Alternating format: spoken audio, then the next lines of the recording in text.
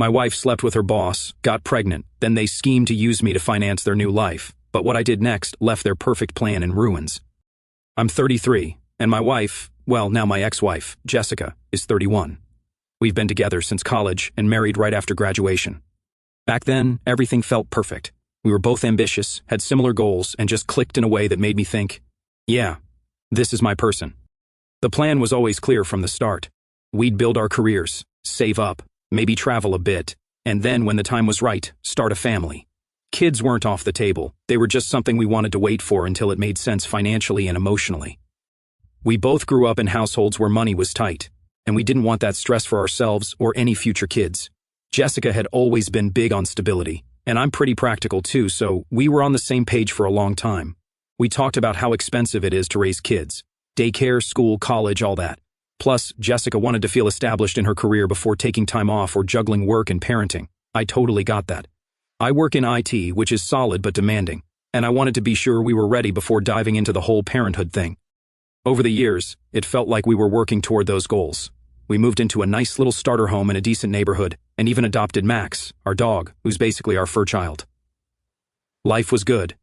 Jessica worked in marketing, and she was always talking about how she wanted to climb the ladder. She's a hard worker, no question about that. And when she got a big promotion about a year ago, I was genuinely proud of her. The promotion came with a higher salary, more responsibilities, and longer hours. It wasn't ideal since it meant she was home less, but I figured it was a trade-off for her career growth. I knew how much it meant to her, so I tried to be supportive. If she had to stay late or go to some networking event, I'd cover things at home. Cooking, cleaning, taking care of Max. We didn't have kids, so I thought it was manageable. At the same time, I started noticing that Jessica seemed more stressed than usual. She's always been a bit of a perfectionist, but after the promotion, she became even more tightly wound. She'd come home exhausted, barely talk about her day, and just zone out on her phone or the TV. I chalked it up to her adjusting to the new role. It wasn't easy for her, and I didn't want to add to her stress by asking too many questions. Around that time, we started having fewer conversations about the future. Before, we'd casually talk about our 5 or 10-year plans, what kind of house we wanted to upgrade to, where we'd like to travel, or when we'd start thinking about kids. But those talks kind of faded. If I brought it up, she'd shrug or say, let's focus on the present for now. I didn't push it, I figured she was just overwhelmed with work. Now that I'm writing this, I realize that there were probably small things I should have picked up on, but at the time, they didn't seem like a big deal. Jessica was busier, sure, but I assumed it was temporary. I kept telling myself, this is just a phase. Once she settles into her role, things will go back to normal. A few months ago, we were having breakfast, and out of nowhere, she just casually drops, I'm pregnant. I froze mid-bite. My brain completely short-circuited because this wasn't part of the plan. We'd always been super careful about timing, and as far as I knew, she was still on birth control. So I asked, wait, what? I thought you were on the pill. She didn't even flinch, barely looked up from her plate and said, I guess it failed. That's it, like she was talking about the weather or something. Meanwhile, I'm sitting there trying to wrap my head around it. I wanted to feel happy, really, I did. But none of it made sense. We'd agreed on waiting, so why now? I asked her how far along she was, and she said she'd only just found out. She hadn't been to a doctor yet or told anyone else. She kept saying things like, this is a good thing, right? But her voice didn't exactly sound convincing. The whole thing nagged at me all day. Something about how casually she dropped the news and shrugged off the pill failing didn't sit right. So I called a doctor, not our regular one, just a local clinic, under the guise of wanting more information about birth control effectiveness. I asked how common it was for the pill to just fail. The nurse on the line was polite but matter-of-fact. If taken correctly, the failure rate is less than 1%. Were there any missed doses, medications that could interfere, or inconsistent use? I could practically hear the skepticism in her voice. That answer only made my head spin more. Jessica wasn't careless, or at least I thought she wasn't. She always made a point of being responsible about this stuff. So, either she wasn't telling me everything, or I was missing something big. I tried to play it cool, but inside, my mind was racing. I didn't want to come across as unsupportive, but I had so many questions. How did this happen? Were we really ready for this? Did she actually want this, or was she just saying that because it was already happening? I figured we'd sit down soon and have a real conversation about what this meant for us. But before we even got to that point, things started to shift in a way I couldn't ignore. It was subtle at first. Jessica wasn't really talking about the pregnancy unless I brought it up. Even then, her answers felt rehearsed. I figured maybe she was still processing it all, which made sense. I mean, this was big news for both of us. I tried to be patient, thinking she'd open up when she was ready. But then came the expenses. We'd always been good about managing our money. Neither of us came from wealthy families, so we'd learned early on to budget carefully. Our joint savings account was something we both took pride in. It was enough to give us some breathing room if anything unexpected happened. Over the years, we built it up slowly just in case. That's why I was so confused when I logged into the account one day to check on a deposit and saw several large withdrawals. There were charges for things like spa days, luxury skincare products, and what looked like high-end boutique shopping sprees. One transaction in particular stood out, a $900 charge at some fancy baby store. I knew we hadn't even started discussing baby stuff yet, so what was this all about? When Jessica got home that evening, I brought it up casually, trying to sound neutral. Hey, I noticed some big withdrawals from the savings account. Did you buy something for the baby already? She didn't even look surprised. She just waved it off like it was no big deal. Oh yeah, she said. I've been picking up a few things here and there, just to prepare. $900 for what exactly? I asked. She shrugged. A crib, some clothes, a few essentials. It didn't sit right with me. We hadn't even talked about what we'd need for the baby, let alone agreed on a budget. And a $900 crib? That didn't sound like something we'd normally spend money on, especially when we didn't have a clear plan yet. I didn't want to escalate things, so I let it slide for the moment. But over the next week, the spending didn't stop. In fact, it got worse. Every time I checked the account, there were more charges. Designer handbags, fancy lunches, gifts for her friends. None of it seemed related to the baby at all. By the end of the week, I couldn't ignore it anymore. Jessica, I said one night while we were watching TV, can we talk about the savings account? She sighed, already annoyed. What about it? Well, I've noticed a lot of spending lately, and I'm just trying to understand what's going on. Some of these charges don't seem like they're for the baby. Jessica rolled her eyes and paused the show. Why are you making such a big deal out of this? I'm pregnant. I deserve to treat myself a little. Treating yourself is one thing, I said, trying to stay calm, but this account was supposed to be for emergencies or for the baby, not spa days and handbags. It's my money too, she snapped. Why are you acting like I need permission to spend it? I didn't know how to respond to that. She wasn't technically wrong. It was her money too. But I'd been scrimping and saving for years, skipping nights out with friends, driving my old car for longer than I should have, working late hours to make sure we had a cushion. And now she was blowing through it like it was monopoly money, not the result of years of sacrifices. It wasn't just the spending, it was the fact that she didn't seem to care what it had cost me to get us here. I'm not saying you need permission, I said carefully. I'm just saying we should probably talk about big expenses before making them, especially now with the baby coming. Jessica groaned and crossed her arms. You're being controlling. I can't believe you're stressing me out like this when I'm literally carrying our child. That shut me up for the moment. I didn't want to be the bad guy, and I definitely didn't want to come across as unsupportive. But I couldn't shake the feeling that something was off. Jessica had never been like this before, so dismissive and defensive. It wasn't just the spending, it was her whole attitude. Over the next few days, things got even weirder. Jessica started asking me for random favors that didn't make sense. One morning, she wanted me to skip work to help her pick out a gift for one of her friends. Another time, she asked me to pick up lunch for her entire office because it would make a good impression. I can't just take off work whenever, I told her. If you cared about me, you'd care about the things I care about, she shot back. That line felt like a guilt trip, and it annoyed me more than I wanted to admit. Everything now felt like it had to go her way.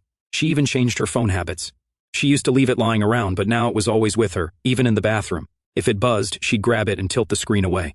Work stuff, she'd say, but paired with her spending, mood swings and defensiveness, it was hard to ignore that something felt off. I told myself to trust her, but the doubt wouldn't go away. A few days after these arguments, Jessica brought up the idea of a baby shower. Well, brought up isn't the right word. She announced it like it was already happening. So, I was thinking we should rent out a nice venue for the shower, she said while scrolling on her phone. Nothing too crazy, but something classy, maybe catering, decorations, a photographer. I raised an eyebrow. Don't people usually have those at home, like something small with close friends and family? She put her phone down and gave me this look like I just suggested we hosted it in a gas station parking lot. No, she said. This is our first baby. She emphasized the word like it carried some sacred weight. It should feel special. Special doesn't have to mean expensive, I said. We have a house. We could host it here and keep it simple. Her face twisted into an expression I'd never seen before, part disappointment, part irritation. The father of my child should want to make me feel special, she said, her tone dripping with guilt trip energy. The way she thought emphasizing the father role could work on me was insane, like I'd just forget everything and throw money at her because she played the dad card. I sighed, trying to keep my cool. It's not about that. It's about being practical. We have a lot of expenses coming up, and a fancy baby shower isn't exactly a priority. She huffed and crossed her arms, clearly unhappy. Fine, she said. Forget I asked. I let the conversation drop, but the tension hung in the air for the rest of the evening. A few days later, Jessica's mom called me, and it didn't take long to figure out why. Apparently, Jessica had gone crying to her, talking about how I didn't care about her or the baby because I wouldn't throw her the lavish shower she deserved. Her mom, bless her heart, decided to step in and fix everything. I've already booked the community center and invited family and friends, she said, practically bubbling with excitement. I know you're busy, but I think it'll mean so much to her. I didn't have the heart to say no. Her mom meant well, and honestly, I figured it might take some pressure off me and keep Jessica from spiraling any further. So I agreed. When I told Jessica about it, her mood did a complete 180. She went from sulking and throwing jabs to beaming like a kid on Christmas morning. See? This is how it should be, she said, practically glowing. It was hard not to roll my eyes, but I let her have her moment. I didn't say anything, but her excitement felt odd, like she cared more about the party than the actual baby. Still, I figured it was harmless. A baby shower is just one day, right? The week leading up to the shower was uneventful, at least on the surface. Jessica was spending more time on her phone than usual, but that wasn't new. She seemed distracted, but whenever I asked if everything was okay, she'd brush me off with a quick, just work stuff. Then 2 days before the shower, everything changed. Jessica came home from work carrying a gift bag. She set it on the kitchen counter and said, "One of my CO workers gave me this for the baby. Isn't that sweet?" I glanced at the bag, but didn't think much of it at the time. "That's nice of them," I said, not really paying attention. She nodded and headed upstairs, leaving the bag behind. I assumed she'd forgotten about it, so I went about my evening like usual. It wasn't until later that I walked over to the counter, curious about what her coworker had given her. I wasn't expecting anything fancy, maybe a onesie or a small toy, but when I opened the bag, my heart stopped. Inside was a handwritten note on a small card. It said, "I can't wait until this baby is here. We're going to have an amazing life together. Ryan." I read the note twice, then a third time, hoping I was misunderstanding something. Who the hell was Ryan? I felt a pit in my stomach as I stared at the card. Jessica hadn't mentioned anyone named Ryan before, not in a way that stood out anyway. Was this just a weird joke, or was it something else entirely? My mind started racing. The defensiveness, the secrecy, the spending, it all started clicking in ways I didn't want to believe. I heard Jessica coming to the kitchen, so I tried to act normal. I didn't say anything about the note yet, but I couldn't stop replaying it in my head. I needed answers, but I didn't want to confront her without knowing the full story.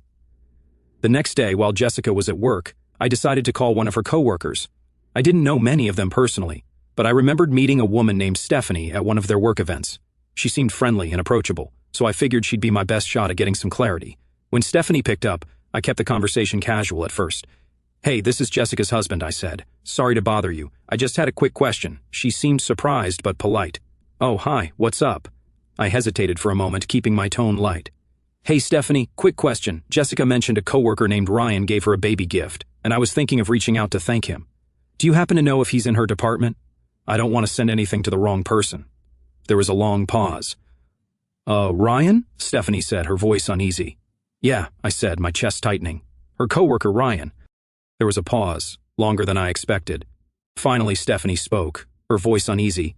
Ryan isn't exactly her coworker. He's actually her supervisor." That hit like a brick, but I kept my tone steady. "Her supervisor?" "Yeah," she said hesitantly. "Look, I really think you should talk to Jessica about that." That was all I needed to hear. My suspicion wasn't just paranoia, this was bigger than I'd imagined. Her coworker was actually her supervisor. I hung up the phone and sat there for a moment. The weight of it all set in. My hands shook as my mind raced. I needed answers. No more excuses. No more waiting. That evening, while Jessica was glued to the TV, I made my move. Checking her phone felt like crossing a line, but at this point, the line had already been obliterated, and I didn't even care if she came and found me looking at her phone. The messages on Jessica's phone were worse than I could have imagined. Dozens of texts between her and her supervisor. They weren't just flirty, they were blatant. Things like, "I can't wait for us to finally be together, and once the baby's born, we'll figure everything out." But what made my blood boil were the ones where Ryan outright talked about using me. "He'll cover the bills until we can make the transition easier," one text said. "Don't worry about him, he's clueless." I felt like the room was spinning as I kept scrolling through the messages. Ryan wasn't just some random fling, he was planning a future with her. A future that only worked as long as it didn't inconvenience him. And the worst part? There was a conversation where Jessica straight up asked what they'd do if I found out. His response? "Then he can foot the bill for the kid, and we move on." Like, are you kidding me? This guy was not only screwing around with my wife, but had the audacity to treat me like I was just some wallet to fund their little fantasy life. I was shaking with anger, my grip on the phone tightening. I couldn't believe the sheer nerve of it all. The lies, the planning, the complete disregard for me, and everything I thought we had. I'd bent over backward to give her the stability she always said she wanted. I handled everything at home when she worked late, never complained when her promotion meant less time for us. and supported every single ambition she had, no matter how much it cost me. And for what? So she could throw it all away for some guy who barely lifted a finger? This dude didn't make even half the sacrifices I did. Hell, all he managed to do was knock her up and make plans to leave me holding the bag. Meanwhile, I'm over here doing everything I can to make sure she had the life she always talked about, and this is how she repaid me. Unbelievable. I didn't sleep that night. I just sat there, staring at her phone, feeling like my whole life had been flipped upside down. By morning, I knew one thing for sure: I couldn't let her keep playing me like this. I thought the baby shower was the perfect opportunity to expose everything. The day of the shower arrived, and I went through the motions as if nothing had happened. Jessica was her usual bubbly self, playing the glowing mom-to-be in front of her friends and family. She was all smiles, acting like everything was perfect. Meanwhile, I was barely holding it together. Her mom had rented out a community center and gone all out with the decorations. People were mingling, laughing, and congratulating Jessica on her pregnancy. It all felt so fake, like a twisted performance. Jessica soaked up the attention, hugging people and showing off the small bump that was barely visible under her dress. Her friends were fawning over her. "You're glowing, and you're going to be such a great mom." I kept wondering how many of them knew the truth or if they were just as in the dark as I'd been. At one point, Jessica's mom pulled me aside to thank me for coming. "It means so much to her that you're here," she said. "She's been under so much stress lately. This party is just what she needed." I nodded, not trusting myself to say anything. If only she knew what her daughter had been up to. As the party went on, I stayed in the background, watching Jessica work the room. She was acting like the perfect wife and mother-to-be. It was nauseating, but I waited. I needed the moment to be right. Finally, after everyone had eaten and Jessica was opening gifts, I saw my opportunity. She had just finished unwrapping a cake someone had made when I signaled the server I'd hired. He walked in with an envelope in hand, looking a little nervous but determined. Jessica noticed him and frowned, clearly confused. "What's this?" she asked as he approached her. "It's for you," I said, stepping forward so everyone could hear me. "Open it." The room went silent. People started whispering, looking back and forth between us. Jessica hesitated, glancing at me with wide eyes, but I didn't budge. "Go ahead," I said, my voice steady. "You love surprises, right?" She opened the envelope with shaky hands, pulling out the divorce papers that I'd had prepared on the same day I found those disgusting texts. Her face went pale as she read them. "What is this?" she whispered. I crossed my arms and took a deep breath. "It's the truth, Jessica. It's time everyone here knew what you've been hiding." Gasps echoed around the room as I launched into it. I told everyone loudly about her affair with Ryan, the texts I'd found, and how they'd been using me to pay for their future together. I didn't hold back. "While I've been working my ass off to build a life for us, Jessica's been sneaking around with her supervisor," I said, trying to keep my voice steady. "And that baby she's so excited about? It's not even mine." Jessica tried to interrupt, stammering out excuses, but I raised my hand to stop her. "Don't even try, Jessica. I saw the texts. I know everything. The late nights, the lies, the spending. It all makes sense now. You've been playing me, and I'm done." The room erupted into whispers and murmurs. Her mom looked like she'd been hit by a truck, her jaw hanging open as she turned to Jessica. "Is this true?" Jessica didn't answer right away. She just sat there, frozen, clutching the papers in her lap. Finally, she looked up, her face red and tear-streaked. "It's not what it looks like," she cried. "You don't understand. Ryan and I—" "Oh, I understand perfectly," I said, cutting her off. "You and Ryan were planning your perfect little life while I paid for everything. You were going to let me think this baby was mine while you played house with him behind my back. Well, guess what? I'm not the man you can play dirty with and get away with it." At that point, her dad stood up and shook his head. "Jessica, how could you do this to him? To all of us?" Jessica broke down completely, sobbing into her hands as some of her friends tried to comfort her. Meanwhile, others were glaring at me like I'd just set the room on fire. But I didn't care. I wasn't there to protect her feelings. "Save your tears," I said, my voice cold. "You made your choices, and now you get to live with them."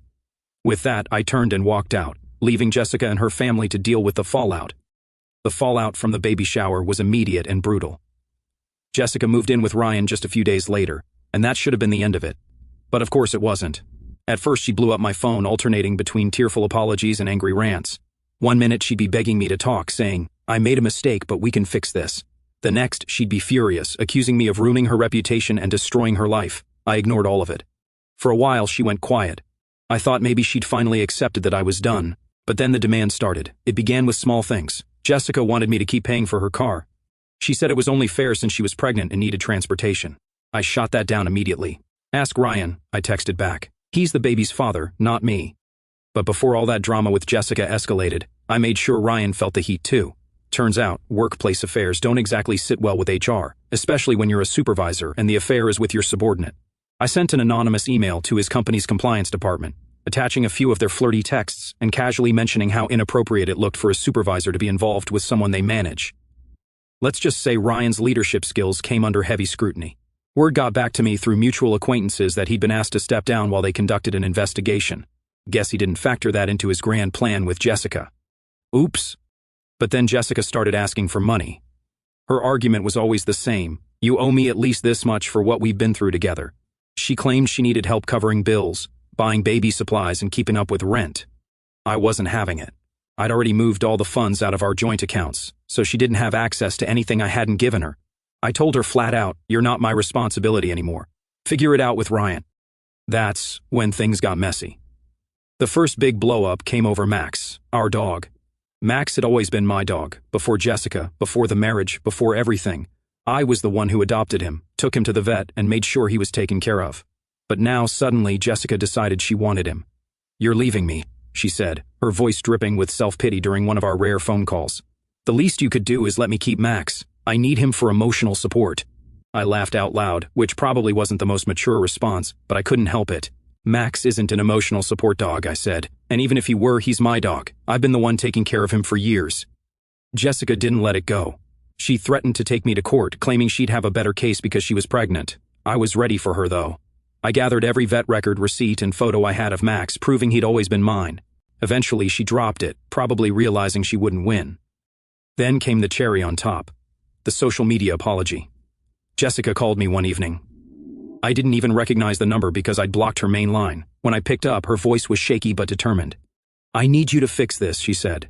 "Fix what?" I asked, already annoyed. "You embarrassed me in front of everyone," she said. "You humiliated me at the shower, and now people are talking. They think I'm some kind of monster." I didn't bother correcting. "I need you to post something," she continued. "Tell people you overreacted, that you didn't know the full story, and that I'm not the bad guy here." I couldn't believe what I was hearing. "You want me to publicly lie to make you look good?" I asked, barely able to keep the sarcasm out of my voice. "It's the least you could do after everything you've done to me," she said.